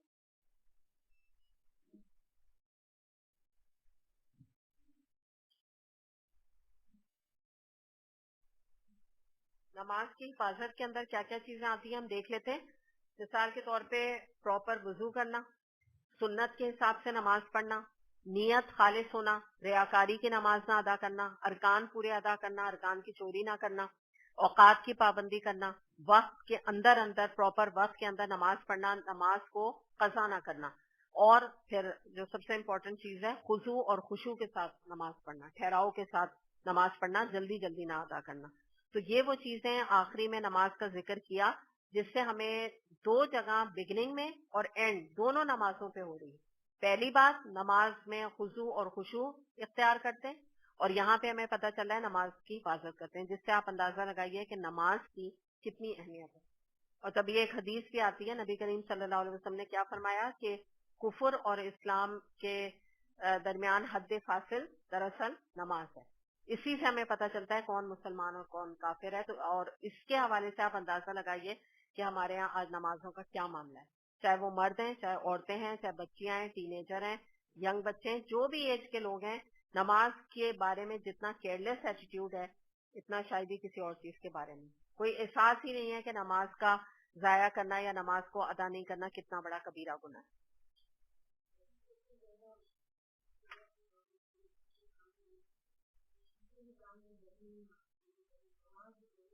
بالکل، یا جلدی جلدی پڑھ لی، اگر پڑھتے بھی ہیں تو نماز کو اس کا حق نہیں دیتے ہیں. آگے دیکھتے ہیں اولئک هم الوارثون الذین یرثون الفردوس هم فیہا خالدون. یہی وہ وارث ہیں جو میراث میں فردوس پائیں گے اور اس میں ہمیشہ رہیں گے. اب یہاں ہمیں پتہ چل رہا ہے کہ یہ وہ لوگ ہیں جو کہ جنت کے وارث بنیں گے. معمولی بات نہیں ہے. آپ کو پتہ ہے نا وراثت ملتی ہے پیرنٹس کی ڈیتھ کے بعد، تو آپ ان سے جو وراثت جو لوگ پاتے ہیں تو ان کا یعنی آگے جا کے اس اولاد کے لیے آسانیاں ہوتی ہیں. یعنی ظاہر والدین کا ایک سمجھ لیجیے ایک فائدہ اٹھاتی ہے اولاد اس طرح نا کہ وہ ان کی جائیداد کی وارث بن جاتی ہے. تو یہاں پہ آپ یہ دیکھیے اللہ تعالیٰ فرما رہے ہیں کہ یہ کوالٹی رکھنے والے لوگ نمبر 1 فلاح پانے والے ہیں. شروع میں اللہ تعالیٰ نے بتایا، اور فلاح کیسی کہ یہ لوگ وارث بنیں گے جنت کے. اور وراثت میں کون سی جنت پائیں گے؟ جنت الفردوس، جس کے بارے میں یہ آتا ہے، صحیح بخاری کی حدیث ہے، نبی کریم صلی اللہ علیہ وسلم نے فرمایا کہ جنت میں جنت الفردوس ہے جو جنت کا اعلیٰ ترین حصہ ہے، جہاں سے جنت کی نہریں جاری ہوں گی. اس کے بارے میں یہ بھی آتا ہے کہ جنت الفردوس کے اوپر اللہ تعالیٰ کا عرش ہے. تو آپ اندازہ لگائیے کہ کتنی اعلیٰ اور کتنی اونچی جنت ہے جو ان تمام کام کرنے کے بدلے میں اللہ تعالیٰ اپنے مومن بندوں کو عطا فرمائیں گے. چلیں آگے آیات دیکھتے ہیں. آیت نمبر 13، وَلَقَدْ خَلَقْنَا الْإِنسَانَ مِنْ سُلَالَةٍ مِّنْ طِينٍ ثُمَّ جَعَلْنَاهُ نُطْفَةً فِي قَرَارٍ مَّكِينٍ. ہم نے انسان کو مٹی کے سد سے بنایا، پھر اسے ایک محفوظ جگہ ٹپکی ہوئی بوند میں تبدیل کر دیا. 2 آیات میں نے تلاوت کی ہیں اور اس کے حوالے سے ہم اس کی تفسیر دیکھتے ہیں کہ سب سے پہلے ہم یہ دیکھتے ہیں کہ یہاں پہ بتایا جا رہا ہے کہ مٹی سے اللہ تعالیٰ نے پیدا کیا. یعنی مراد یہ ہے کہ آدم علیہ السلام کی جو پیدائش ہوئی ہے یا ان کو بنایا گیا وہ مٹی سے بنایا گیا. یہ ہمیں پتہ بھی ہے اس کے بارے میں. دوسری بات یہ ہے کہ دوسرے معنی مفسرین نے اس کے یہ لیے ہیں کہ انسان جو بھی خوراک کھاتا ہے وہ دراصل مٹی سے پیدا ہوتی ہے وہ خوراک. تو اس اعتبار سے نطفے کی جو سپرم کی اصل ہے وہ کیا ہے؟ مٹی. غذا بھی جو ہے وہ مٹی سے نکلتی ہے اور پھر اسی سے ایک آپ کو پتا ہے ایک جو باپ کی طرف سے نطفہ آتا ہے جو آگے جا کے ایک بچے کی پیدائش کا ذریعہ بنتا ہے. تو اس کی بھی اصل کیا ہوئی؟ وہ غذا بھی کہاں سے حاصل کی گئی جو ایک مرد کھاتا ہے وہ کہاں سے حاصل کی گئی ہے؟ وہ بھی مٹی سے حاصل کی گئی ہے. تو یہ ایک تو اس کے معنی. اور دوسری بات جو یہاں بتائی گئی کہ اس کو محفوظ جگہ ٹپکی ہوئی بوند میں تبدیل کیا، یعنی سپرم کی طرف اشارہ ہے کہ جب شوہر اور بیوی کا جو تعلق قائم ہوتا ہے تو اس میں جو محفوظ جگہ بتائی جا رہی ہے وہ رحم مادر ہے، یعنی یوٹرس ہے ایک ماں کا، کہ جہاں پہ جو یہ سپرم ہوتا ہے جب وہ ٹپکایا جاتا ہے تو اس سے 9 مہینے تک ایک آہستہ آہستہ بچے کی گروتھ ہوتی ہے اور اس کے بعد ایک جیتا جاگتا بچہ وجود میں آ جاتا ہے، اس کی طرف اشارہ کیا گیا. پھر ہم دیکھتے ہیں آیت نمبر 14. اس کے اوپر ہم سورہ حج میں کافی ڈیٹیل میں بات کر چکے تھے، تو آج ذرا مختصر اس کے اوپر سے گزریں گے. ثم خلقنا النطفة علقة فخلقنا العلقة مضغة فخلقنا المضغة عظاما فكسونا العظام لحما ثم انشأناه خلقا آخر فتبارک اللہ احسن الخالقین. پھر اس بوند کو لوتھڑے کی شکل دی، پھر لوتھڑے کو بوٹی بنا دیا، پھر بوٹی کی ہڈیاں بنائیں، پھر ہڈیوں پر گوشت چڑھایا، پھر اسے ایک دوسری ہی مخلوق بنا کر کھڑا کر دیا. بس بڑا ہی بابرکت ہے اللہ سب کاریگروں سے اچھا کاریگر. اب یہ ہم نے بات کر لی تھی علقہ اور مضغہ، یہ سب ڈیٹیل میں سورہ حج میں ہم نے بات کی تھی. بس ہم یہاں پہ ہم صرف یہ دیکھ لیتے ہیں کہ یہاں پہ جو بات آ رہی ہے ہڈیوں کی اور گوشت چڑھانے کی.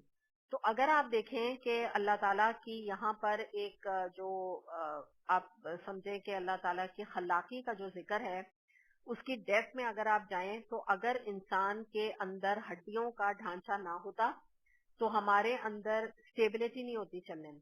یعنی اگر صرف گوشت ہوتا تو وہ ایک ڈھیر بن کے کولیپس کر جاتا. جیسے گوشت نہیں ہوتا، آپ اسے اٹھائیں وہ پھر یوں ہو جاتا ہے نا.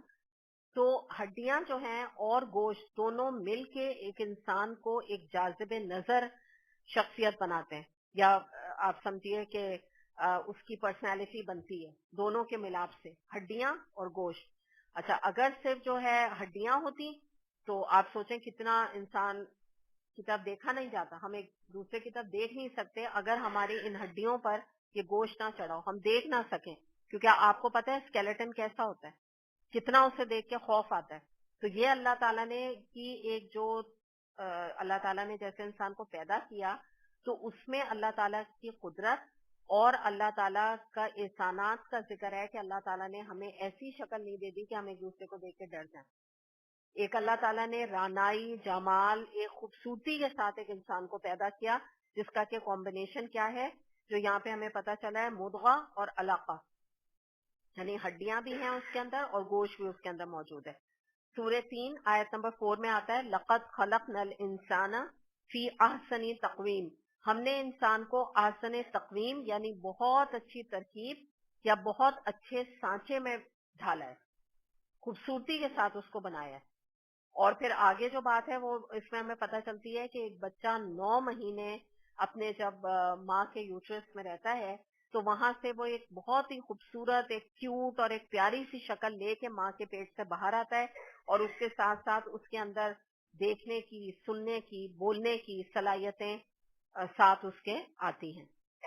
اور پھر جو بات آگے ہوئی کہ تھوڑا سا اس کے اوپر ہم بات کریں کہ آپ دیکھیں کہ جس وقت جو ایک پروسیس ہوتا ہے بچے کا، تو جس وقت بالکل بگننگ میں جب ایک سپرم یا نطفہ ہوتا ہے، ایک قطرہ ہوتا ہے، تو اس وقت کوئی سوچ بھی نہیں سکتا کہ اتنے حقیر بوند سے ایک اتنا جیتا جاگتا انٹیلیجنٹ بچہ، کھیلتا ہوا بچہ باہر آ جائے گا ماں کے پیٹ. کتنی امیزنگ یہ پوری سائنس ہے. اور یہاں پہ جو اللہ تعالیٰ کو احسن الخالقین کہا، اس سے مراد یہ ہے کہ دنیا میں کوئی ایسا صنعت کار ہے، کوئی ایسی خلاقی کرنے والا موجود ہے؟ کوئی بھی نہیں. کوئی اس طریقے سے خاص مقداروں کو جوڑ کے ایک بچے کو پیدا نہیں کر سکتا. اور پھر اللہ تعالیٰ جب چاہتا ہے تو پریگننسی ہوتی ہے، جب اللہ تعالیٰ چاہتا ہے تو پریگننسی ہوتی بھی نہیں، بچہ ہوتا بھی نہیں پیدا. تو یہ بھی اللہ تعالیٰ کی بہت بڑی، جس کو کہتے ہیں نا کہ اللہ تعالیٰ کی صنعت کاری ہے، خلاقی ہے، جس کی طرف یہاں پہ اشارہ کیا جا رہا ہے. اور یہاں پہ اللہ تعالیٰ کی کوالٹی بتائی جا رہی ہے کہ اللہ سے بڑھ کر کوئی بہترین صنعت کار نہیں. اور آپ سمجھیں بچے کو کیا بنانا، آپ اگر تھوڑا سا اس سے بڑھ کے کائنات کی طرف دیکھیں تو پھر انسان بھی ہیں، پھر جانور بھی ہیں، پھول بھی ہیں، تتلیاں بھی ہیں، ریپٹائلز بھی، ریننے والے جانور بھی ہیں. پھر آپ دیکھیں سمندر ہے، گرینری ہے، نہریں ہیں، لینڈسکیپس ہیں، برف ہے. کون سی ایسی چیز اللہ تعالیٰ نے نہیں پیدا کی جس کے اندر کوئی خوبصورتی نہیں رکھی؟ اللہ تعالیٰ ہر چیز میں اللہ تعالیٰ نے ایکسلنس کے لیول پر اپنی خلاقی دکھائی ہے.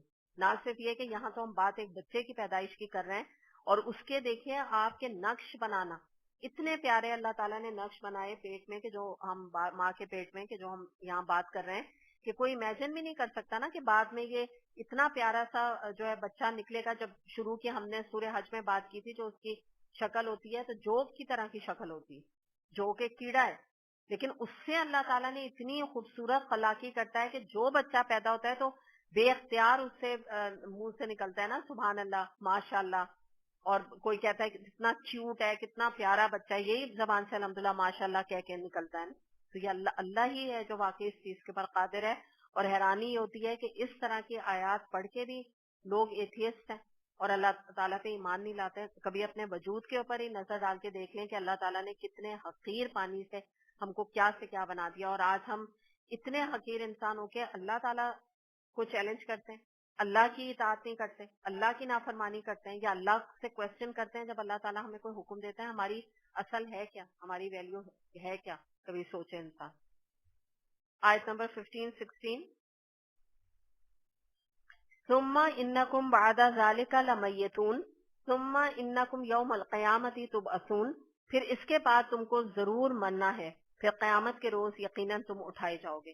یعنی اللہ تعالیٰ نے پورے یہ پروسیس کو بتانے کے بعد بتایا کہ تم انسان بن گئے ہو اب, اور تم نے انسان بننے کے بعد اور جب اللہ تعالیٰ نے تم کو ذہنی صلاحیتیں دے دی, تم کو عقل دے دی, تم کو تعلیم دے دی, تمہیں دنیا کی نعمتیں دے دی, تو اب تم نے دنیا میں دل لگا لیا اور اتنا اپنے کو اونچی چیز سمجھنے لگے, اور اس منم کو جس نے تمہیں ساری نعمتیں دی اس کو بھلا دیا اور یہ سوچا ساری عمر تمہیں یہیں گزارنی. تو اس حقیقت سے اللہ تعالیٰ پردہ اٹھا رہے ہیں کہ اے انسان آخر کار تمہیں مرنا ہے. یہ تمام عرصہ گزار کے 60 سال 70 سال ایوریج ایک جو لائف ہے انسان کی وہ یہی ایوریج لائف ہے 80 ایئرس, چلو تو یہ گزار کے تمہیں لوٹ کے پلٹ کے واپس میرے پاس ہی آنا ہے, قیامت میں آ کے حساب کتاب مجھے ہی دینا ہے. اور تم نے مجھے ہی دنیا میں بھلا دیا. آج جب تم اتنے جیتے جاگتے بڑے انسان بن گئے تو تم میرے ہی آ کے منہ لگتے ہو, مجھے ہی آ کے کوشچن کرتے ہو, میری باتوں میں تمہیں میم میں نظر آتا ہے, میرے کلام پڑھنے کے لیے تم کہتے ہو مجھے وقت نہیں ہے, میرے کلام کو پڑھنے کے لیے کہتے ہو وقت نہیں. دنیا میں سارے ابس سارے بیکار کام کرنے کے لیے تمہارے پاس ٹائم ہے, اس کے لیے تم وقت نکال لیتے ہو. اور اپنے اس رب کو جس نے تمہیں اس دنیا میں وجود بخشا, اللہ تعالیٰ چاہتا تمہیں اب نارمل اولاد بنا دیتا, اللہ چاہتا تمہیں آنکھیں ہی نہ دیتا ماں کے پیٹ میں, اللہ چاہتا تم پیدا ہوتے تو تمہارے پیروں میں ڈیفیکٹ ہوتا, اللہ چاہتا تمہاری آنکھوں میں ڈیفیکٹ ہوتا. تمہیں نارمل اولاد دے کر اللہ تعالیٰ نے دنیا میں پیدا کیا, لیکن افسوس کے بعد تم حق ادا نہیں کرتے. تو اس لیے اللہ تعالیٰ نے ایک حقیقت ہمیں یاد کرا رہے ہیں کہ تمہیں لوٹ کے میرے پاس آنا ہے. سورہ طٰہٰ آیت نمبر 102-103 میں آتا ہے, جس روز سور پھونک دیا جائے گا اور ہم گناہگاروں کو اکٹھا کریں گے اور ان کی آنکھیں نیلی نیلی ہوں گی, تو وہ آپس میں آہستہ آہستہ کہیں گے کہ تم دنیا میں صرف 10 دن رہے.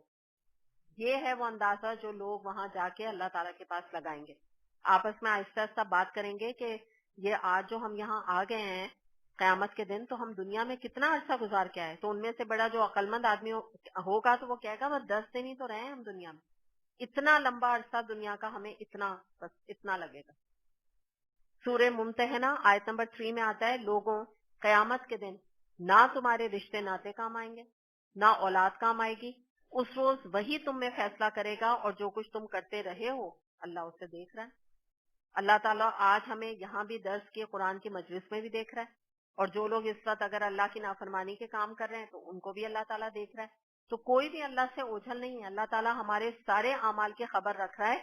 اور آج اگر ہم ان رشتوں کی وجہ سے اللہ کی اطاعت نہیں کر رہے تو اس دن یہ رشتے کام نہیں آئیں گے, یہ فرینڈ شپ کام نہیں آئے گی, یہ برادری ہماری کام نہیں آئے گی, یہ محلے والے ہمارے کام نہیں آئیں گے, یہ شوہر یہ بچے یہ ماں باپ کوئی ہمارے کام آنے والے نہیں ہیں. ہمارے اعمال بس ہمارے ساتھ ہوں گے, جو کچھ عمل ہم نے اللہ کی اطاعت کے لیے کیا ہوگا بس وہ کام آئے گا. اور دوسری بات یہ کہ یہ جو ابھی ہم نے بات بھی کی تھی نا علاقہ اور مضغہ کے حوالے سے, تو اس کے حوالے سے بھی ایک یہ حدیث ہے, اور اگر آپ اس کو قیامت کے بھی حوالے سے دیکھ لیں تو دونوں میں یہ پرٹیننٹ حدیث ہے. ایک اس کو دیکھ لیتے ہیں حدیث کو. مسلم میں حدیث آتی ہے, نبی کریم صلی اللہ علیہ وسلم نے فرمایا کہ تم میں سے ہر شخص اپنے ماں کے پیٹ میں 40 دن نطفے کی شکل میں رہتا ہے, پھر 40 دن جمے ہوئے خون کی شکل میں رہتا ہے, پھر اتنے دن گوشت کے لوتھڑے کی صورت میں رہتا ہے یعنی 40 دن ہی, پھر فرشتے کو بھیجا جاتا ہے, وہ اس میں روح پھونک دیتا ہے, پھر اس کو 4 کلمات لکھنے کا حکم دیا جاتا ہے. اس کا رزق کتنا ہوگا, اس کی زندگی کتنی ہوگی، اس کا عمل کیا ہوگا اور اس کی بدبختی یا خوش نصیبی کیا ہوگی، یہ ہونا لکھ دیا جاتا ہے. تو یعنی ہماری پیدائش سے پہلے پہلے ہماری تقدیر کا فیصلہ ہو چکا ہوتا ہے، اور وہ تقدیر ہم خود آج اپنے ہاتھوں سے لکھ رہے ہیں. اس بات کو آپ یاد رکھیے گا کہ یہ جو کچھ بھی ہم کرنے لگے ہیں، جو قیامت میں جا کے ہمارا انجام ہوگا، اس انجام کو ہم اپنے ہاتھوں سے لکھ رہے ہیں. آگے دیکھتے ہیں آیت نمبر 17، 18، 19 تینوں دیکھ لیتے ہیں. وَلَقَدْ خَلَقْنَا فَوْقَكُمْ سَبْعَ طَرَائِقَ وَمَا كُنَّا عَنِ الْخَلْقِ غَافِلِينَ وَأَنزَلْنَا مِنَ السَّمَاءِ مَاءً بِقَدَرٍ فَأَسْكَنَّاهُ فِي الْأَرْضِ وَإِنَّا عَلَى ذَهَبٍ بِهِ لَقَادِرُونَ. ترجمہ ہے، اور تمہارے اوپر ہم نے 7 راستے بنائے، تخلیق کے کام سے ہم کچھ نابلد نہ تھے، اور آسمان سے ہم نے ٹھیک حساب کے مطابق ایک خاص مقدار میں پانی اتارا اور اس کو زمین میں ٹھہرا دیا، اور اسے جس طرح ہم چاہے غائب بھی کر سکتے ہیں. آیت نمبر 19 بھی کر لیتے ہیں. فَأَنشَأْنَا لَكُمْ بِهِ جَنَّاتٍ مِّن نَخِيلٍ وَأَعْنَابٍ لَكُمْ فِيهَا فَوَاكِهُ كَثِيرَةٌ وَمِنْهَا تَأْكُلُونَ. پھر اس پانی کے ذریعے سے ہم نے تمہارے لیے کھجور اور انگور کے باغ پیدا کر دیے، تمہارے لیے ان باغوں میں بہت سے لذیذ پھل ہیں اور ان سے تم روزی بھی حاصل کرتے ہو. اچھا، اب ہم یہاں دیکھتے ہیں، سب سے پہلے ذکر کیا جا رہا ہے کہ ہم نے تمہارے اوپر 7 راستے بنائے. اس میں اشارہ ہے آسمان کی طرف، 7 آسمانوں کی طرف اشارہ ہے، یعنی اللہ تعالیٰ نے 7 آسمان بنائے. اور طرائق کا اگر آپ ترجمہ دیکھیں تو یہ ورڈ نکلا ہے طریقے سے، اور طریقے سے یا طرائق سے مراد ہوتا ہے اوپر تلے کی چیز. تو جو 7 آسمان ہیں وہ اوپر تلے ہیں، اس لیے وہ 7 آسمان کہلاتے ہیں نا، لیئرز پہ لیئرز ہیں آسمانوں کی. تو ایک تو اس لیے طرائق کہا گیا ان کو. دوسری بات یہ کہ طریقہ یا طرائق راستے کے لیے بھی استعمال ہوتا ہے، اور جب ہم راستہ کہتے ہیں تو اس سے مراد یہ ہے کہ آسمان میں جو ملائکہ ہیں، جو فرشتے ہیں، تو وہ آتے جاتے ہیں، ان کا راستہ ہے آسمان میں. دوسری بات یہ کہ ستاروں کی گزرگاہ ہے، ستارے جو ہیں ان کا بھی گزرگاہ آسمان میں ہے، وہ موو کرتے رہتے ہیں آسمان میں. ایک طرح سے آپ جیسے سمجھے ہم زمین میں چلتے پھرتے رہتے ہیں نا، کبھی گاڑی میں، کبھی چل رہے ہیں، کبھی پھر رہے ہیں، تو اسی طرح جو سٹارز ہیں وہ آسمان میں چلتے پھرتے رہتے ہیں، اس لیے اس کو طرائق کا. اس کے بعد پھر یہاں پہ اللہ تعالیٰ فرما رہے ہیں آگے کہ ہم تخلیق کے کام سے کچھ نابلد نہ تھے، ناواقف نہیں تھے. مراد اس سے کیا ہے کہ یہاں بتایا جا رہا ہے خلق سے مراد ہے مخلوق اللہ تعالیٰ کی، یعنی مراد ہے یہ کہ آسمانوں کو پیدا کر کے اللہ تعالیٰ اپنی مخلوق سے غافل نہیں ہو گیا کہ ایسا کوئی حادثہ ہو جائے کہ اللہ تعالیٰ آسمانوں کو بھول جائے اور زمین پہ گرا دے کہ نیچے میرے مخلوق بھی رہتی، یا آسمانوں کو ہی بھول جائے کہ یہ کہیں نیچے نہ گر پڑے. یعنی اللہ تعالیٰ نے غافل نہیں ہوئے ہیں اپنی مخلوق سے. اللہ تعالیٰ نے ایسا زبردست انتظام کیا ہوا ہے کہ اوپر سے آسمان مخلوق کے اوپر گر نہیں پڑے. کتنے سال، 100 سال گزر چکے، لیکن آج تک ایسا کبھی سننے میں حادثہ نہیں آیا. تو یہ کون ہے جو یہ سارے آسمانوں کو تھامے ہوئے اور ہم کو تباہی سے بچائے ہوئے؟ یہ اللہ کی ذات ہے.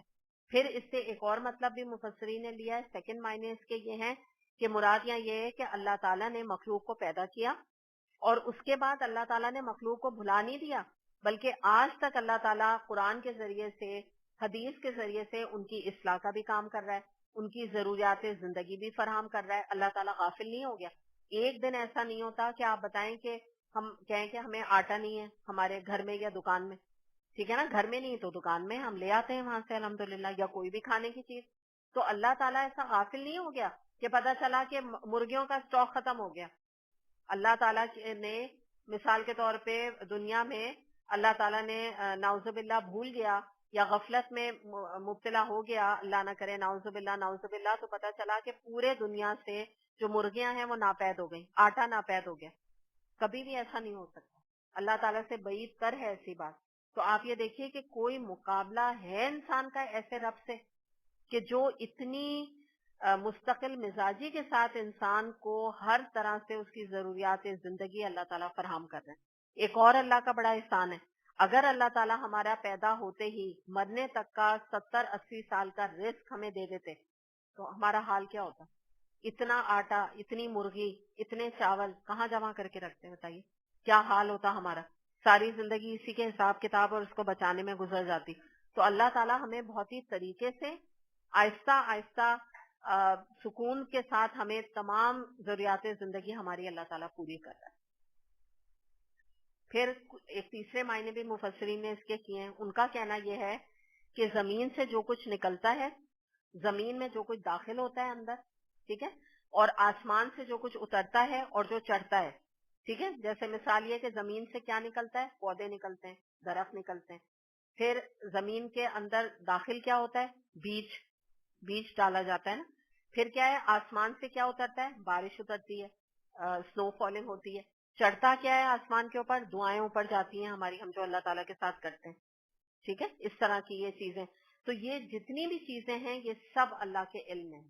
یہ یہاں پہ بتایا جا رہا ہے. ہر چیز پہ وہ نظر رکھتا ہے اور ہر جگہ وہ اپنے علم کے لحاظ سے اللہ تعالیٰ کا کوئی مقابلہ نہیں کر سکتا. ہمیں اپنے اگلے بات کی فکر نہیں ہے، ہم کیا کوئی اور بات یعنی جان سکیں گے، اگلے لمحے کا نہیں ہمیں پتا. تو آپ سوچیں کہ ہم اپنی بڑی اور آگے کی پلاننگ یا دنیا میں فلاں کے بارے میں یا فلاں مستقبل کے بارے میں ہم کیا کسی کے نہیں بتا سکتے؟ اپنا نہیں بتا سکتے تو ہم کسی کے بارے میں کیا بتائیں گے؟ تو یہ جو خوبی ہے یہ اللہ ہی کے پاس ہی موجود ہے. پھر آیت نمبر 18 میں اللہ تعالیٰ نے فرمایا کہ اللہ تعالیٰ نے آسمان سے پانی ایک مقدار کے حساب سے اتارا، یعنی اتنا کیلکولیٹڈ اللہ تعالیٰ نے پانی اتارا ہے کہ نہ اتنا پانی ہے کہ تباہی پھیل جائے، کہ قوم نوح کی طرح پوری کی پوری آبادی، پوری دنیا ختم ہو جائے. نہ اللہ تعالیٰ نے اتنا کم پانی دیا کہ پیداوار جو ہے وہ ساری سوکھ جائے، کہ اتنا بھی پانی نہ ہو کہ پودوں کو پڑ سکے. اور اللہ تعالیٰ نے اتنا زبردست انتظام کیا ہے بارشوں کے حوالے سے کہ جب پانی اوپر سے برستا ہے تو اللہ تعالیٰ نے اس کو پریزرو کرنے کے لیے چشمے بنائے، نہریں بنائے، دریا بنائے، سمندر بنائے، تاکہ کنویں بنائے، تالاب بنائے اللہ تعالیٰ نے، تاکہ وہاں پہ پانی محفوظ ہو جائے. اور پھر جو دنیا میں انسان ہیں وہ آہستہ آہستہ ان علاقوں میں پانی کے ذریعے سے فائدہ اٹھاتے رہیں اور جیسے جیسے ان کی ضرورت ہو وہ پانی سے مستفید ہو. دوسری بات یہ کہ اللہ تعالیٰ نے جیسے اللہ تعالیٰ نے پانی کا اتنا زبردست نظام کیا ہوا ہے، اسی طریقے سے اللہ تعالیٰ نے ایک اور بھی اس کا یہاں پر اشارہ کیا کہ تم کیا سمجھتے ہو کہ ہم نے اگر تمہیں اتنی فراوانی سے پانی دیا ہوا ہے تو اس کو فور گرانٹیڈ نہ لو. اگر ہم چاہیں تو پانی کی سطح اتنی نیچے لے جائیں، اتنی نیچے لے جائیں کہ تم پانی کو نکال بھی نہ سکو. کنواں بھی تم کھودنے کی کوشش کرو، زمین بھی کھودنے کی کوشش کرو تو تمہیں پانی نہ ملے. یعنی اللہ تعالیٰ کی مراد ہے کہ وہ اس پر بھی قادر ہے، اس طرح کا بھی عذاب دینے پر قادر ہے، لیکن وہ نہیں دیتا. یہ اللہ تعالیٰ کی رحمت ہے.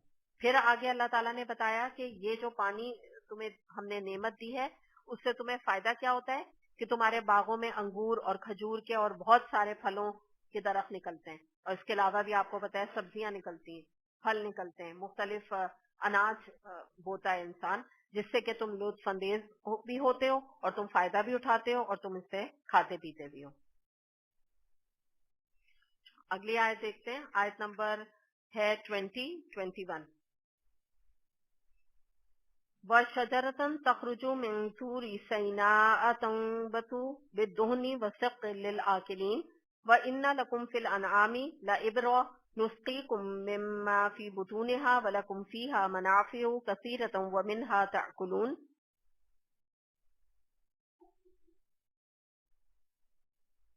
اچھا، اور وہ درخت بھی ہم نے پیدا کیا جو طور سینا سے نکلتا ہے، تیل بھی لیے ہوئے اگتا ہے اور کھانے والوں کے لیے سالن بھی ہے. اور یہ جو باغ کا ذکر تھا نا، ان باغوں میں بہت لذیذ پھل ہیں اور ان سے تم روزی بھی حاصل کرتے ہو. یعنی مراد یہ کہ تم اگر پورے کے پورے باغ بیچتے ہو، انگوروں کے باغ، کھجور کے باغ، تو اس سے تمہیں روزگار بھی نصیب ہوتا ہے. دوسری اگلی جو بات کی، طور سینا سے ایک درخت نکلتا ہے، کس طرف اشارہ ہے؟ زیتون کے درخت کی طرف اشارہ ہے. اور آپ کو اگر پتا ہو یہ زیتون کا جو درخت ہے یہ تقریباً 2000 سال تک سروائیو کرتا ہے، یعنی زندہ رہتا ہے. اور بحر روم کے گرد و پیش میں اولیوز کے ٹریز کی بہت بڑی تعداد وہاں پہ موجود ہے. اس کے علاوہ ہم اس کے فائدے اگر دیکھیں جو اللہ تعالیٰ نے اس کی طرف قرآن میں اس کا ذکر کیا، تو اولیوز اٹ سیلف بہت فائدے مند ہے، بہت ساری بیماریوں کا علاج ان کے اندر موجود ہے. اور اگر اس کا تیل، زیتون کا تیل نکالا جائے تو وہ بھی روغن اللہ تعالیٰ نے یہاں بتایا کہ تم کھانے کے لیے استعمال کرتے ہو، یعنی جس سے ہمیں یہ پتہ چلتا ہے کہ کھانوں میں روغن کا تیل کے طور پہ استعمال کرنا بہت زیادہ فائدہ مند ہے. اور مثال کے طور پہ سالن اور کے ساتھ یعنی سالن کے شوربے کی طرح اس کو بنا کے کھانا. اور دوسری بات یہ ہے کہ اگر آپ اولیوز کو دیکھیں تو آج کل پیزا ہو گئے یا پاستا ہو گئے، سیلڈز ہو گئی، تو ان میں بھی بہت زیادہ اولیوز کا، یعنی آپ سمجھیے ایک طرح سے فیشن کے طور پہ بھی مشہور ہے، آج کل اس کا استعمال ہو رہا ہے. لیکن اگر آپ اس کے فائدے دیکھیں، آپ گوگل کریں تو آپ کو اندازہ ہوگا کہ قرآن میں اس کا ذکر ایسے ہی نہیں آیا ہے. سب سے زیادہ ہارٹ کے لیے اولیوز یا اس کا تیل بہت مفید ثابت ہوتا ہے، کولیسٹرول کو کم کرتا ہے.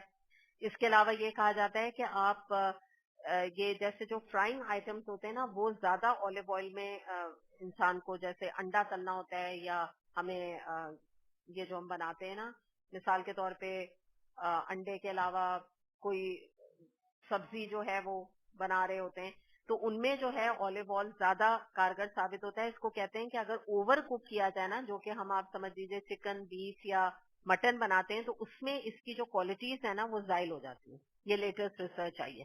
تو مراد یہ کہ جو جلدی چیز بن جائے نا، جیسے آلو جلدی گل جاتا ہے، آملیٹ یا انڈا جلدی بن جاتا ہے، تو کم سے کم اس میں ضرور یوز کریں. یا یہ کہ کچا یہ جو ورجن ہوتا ہے نا، ورجن اولیو آئل، تو سیلڈس میں ڈالنے کے لیے کہ آپ نے کچا وہ اوپر سے ڈال دیا، سیلڈ کے لیے بہت اچھا ہے. پیزا میں آپ نے اولیو اٹسیلف ڈال دیے، تو یہ زیادہ فائدہ مند ہے. تو اب یہ لیٹسٹ ریسرچ یہ آئی ہے کہ آپ اگر اس کو، جو ہمارا ایکچولی میتھڈ ہے نا، آپ کو تو پتا ہے نا، ہم تو پیاز ہی کو تل کے کتنی دیر، تو وہ تو جتنی اس کی پراپرٹیز ہے نا، اس کو سارے کو ضائع کر دیتے ہیں. ہمارے کھانے ایسے ہیں نا. تو اس حوالے سے میں آپ کو بتا رہی ہوں کہ سالن میں اب یہ وہ منع کرتے ہیں ریسرچ کی وجہ سے. وہ کہتے ہیں کہ فوری طور پہ اس کا استعمال کرو، کیونکہ آپ کو پتا ہے کہ پہلے کوئی یہ اس طرح عرب میں تھوڑی نا یہ اس طرح کے سالن پکتے تھے. یہ سالن وہ اسی کو کہتے تھے کہ اولیو ڈالا اور اس کے ساتھ سرکہ ڈالا اور کچھ سبزیاں ڈال کے بنا دیے، بس یہ ہوتا تھا ان کا سالن. تو اس میں یہ زیادہ فائدہ مند ہے. جی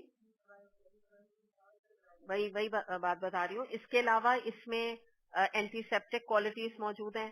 اور دوسری بات، زیتون کا تیل جسم میں مالش کرنے سے یہ گھٹیا کا جو مرض ہوتا ہے یا پیروں میں جوڑوں کی تکلیف ہوتی ہے، اس کا بہترین علاج ہے. سینے میں اگر بلغم ہو جائے، کنجیشن ہو جائے یا چیسٹ انفیکشن وغیرہ ہو جائے، تو اس میں اگر آپ زیتون کے تیل میں ایک جوا لہسن کا، اس کو آپ گرم کریں اور لال کر لیں اس کو بالکل، اور اس کے بعد سینے پہ مالش کریں، تو بہترین جو ہے یہ اس کا علاج ہے کنجیشن کا، سینے کے کنجیشن کے لیے. تو بہرحال بہت سارے اللہ تعالیٰ کی طرف سے اس میں فائدے ہیں، اور اللہ تعالیٰ نے فرمایا ہے کہ ہم نے اس میں بہت سارے منافع بھی رکھ دیے ہیں. پھر آیت نمبر 21 میں جو ذکر کیا جا رہا ہے کہ اس میں سے ایک اور چیز مویشیوں میں سے تمہارے لیے سبق ہے، اور ان کے پیٹوں میں سے ایک چیز ہے جو ہم تمہیں پلاتے ہیں.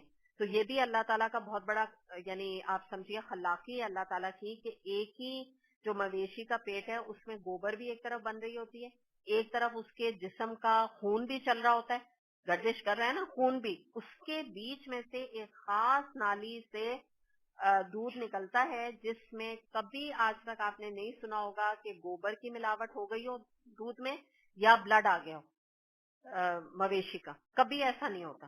تو یہ اللہ تعالیٰ کی خلاقی ہے. اور یہاں پہ دودھ کا ذکر کیا گیا، جس میں اللہ تعالیٰ فرما رہے ہیں کہ اس میں بہت سے فائدے ہیں، اسے تم کھاتے بھی ہو اور تم اس پہ کشتیوں پر سوار بھی کیے جاتے ہو، یعنی یہ جو ایک جگہ سے دوسری جگہ تم کشتیوں میں سواری کرتے ہو، کشتی کا بھی یہاں ذکر کیا گیا اور دودھ کا ذکر کیا گیا. تو بچوں کو بھی ایک ماں کے حوالے سے ایک ذمہ داری ماں کی ہے کہ وہ اپنا دودھ بچے کو پلائے، جیسا کہ قرآن میں بھی حکم ملتا ہے، جو کہ بہت زیادہ آپ کو پتہ ہے ایسے بچے بیمار نہیں ہوتے. جو لیٹسٹ سائنٹیفک ریسرچ ہے، جو اچھے ہاسپٹلس ہیں وہ تو بالکل الاؤ ہی نہیں کرتے مدر کو کہ وہ کوئی اس کا ڈبے کا دودھ وغیرہ جو ہے وہ بچے کو دیں. اور اس کے علاوہ ہڈیوں کی نشو و نما کے لیے ڈپریشن کا علاج دودھ میں ہے. ایک جو ہمیں حدیث ملتی ہے جس سے ہمیں پتہ چلتا ہے کہ دودھ میں روٹی بھگو کر کھانے سے ڈپریشن، اینزائٹی اور اسٹریس کا علاج ہے اس کے اندر. تو اگر کسی کو یہ ہو ڈپریشن کی بیماری تو اس کو ٹرائی کر کے دیکھے کہ دودھ میں روٹی جو ہے اس کو ڈبو کے اور کھا لیا جائے. تو بہرحال اس طرح کی مختلف اللہ تعالیٰ کی نعمتیں ہیں، اس کی طرف یہاں اشارہ کیا گیا. آج اتنا ہی کریں گے. وآخر دعوانا ان الحمد للہ رب العالمین. سبحانک اللہم و بحمدک اشہد ان لا الہ الا انت استغفرک و اتوب الیک.